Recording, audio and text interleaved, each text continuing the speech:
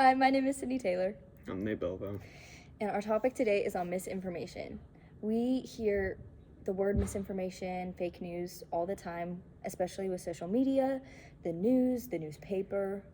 Um, uh, with current elections, we hear fake news all the time. And so the question today is, how do we detect misinformation, and why do people believe misinformation?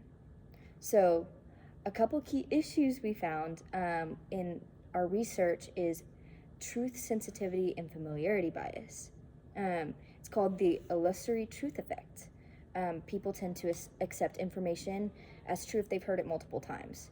And we see that with social media, just a widespread of false news, and it's the same news. And so people just tend to accept that as true. Research also shows that individuals are more likely to believe claims if they align with their pre-existing knowledge or emotions. So if someone says something that confirms what they already believe, they're going to believe it. Partisan bias is also another reason. People are most likely to accept misinformation that aligns with their political or social beliefs. People are more likely to accept what President Trump believes if they voted for President Trump. This bias makes individuals resistant to correcting their false beliefs. They don't want to believe that they're wrong. I mean, no one does. Right, and then another key topic that we learned about within our articles was how misinformation spreads and how it can really affect society today. So one thing was false information spreads faster than truth. So one of the studies that we were looking at, one of the 4 articles we took our information from, showed that misinformation actually spread about 6 times faster than that of true news or accurate news on social media, which isn't very surprising because like today you'll see people on Instagram posting stuff and it just spreads instantly if anybody posts it. So that's just a quick application to it.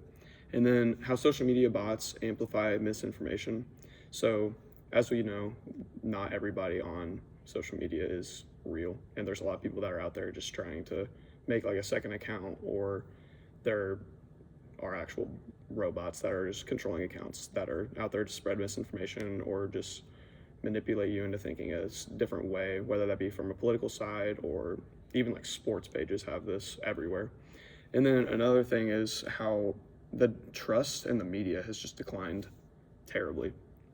So a survey found that public trust in mainstream media is at an all-time low, which is increasing the likelihood that individuals will turn to unreliable sources. So like I was saying, we have social media such as like Instagram, Twitter, or X, I guess now, Facebook, which are all very well-known social media websites that we all kind of just use nowadays, and those spread the misinformation very quickly. And I mean, that's where people are taking their sources from, just because where else are we accessing it from? And an example of that would be COVID-19 misinformation about the vaccines. So the question that Cindy asked is, how can we detect it, the misinformation, and also resist it in a way? And the way that we came up with, and we saw in our articles too, was before accepting or sharing the information that we're hearing, we can check it with multiple sources, check the author, how liable they are, and then the intent of the article, as if it's like biased or unbiased, because like she was saying, there's definitely a bias to some things that people say. And like I was saying, the cross-check with multiple sources. If it's only shown in one article, that proves that it's just like obscure and that person just wanted to get that point out there. So, and then yeah, manipulation tactics also. So we, like social media was saying, we have people out there that are just trying to get a rise out of other people, or in very serious cases, we have people that are just out there trying to spread the misinformation to tear other people down, which, whether it be true or not, it's still being spread, and that's just something that affects our day-to-day lives nowadays. But yeah, so in conclusion, misinformation is a serious issue.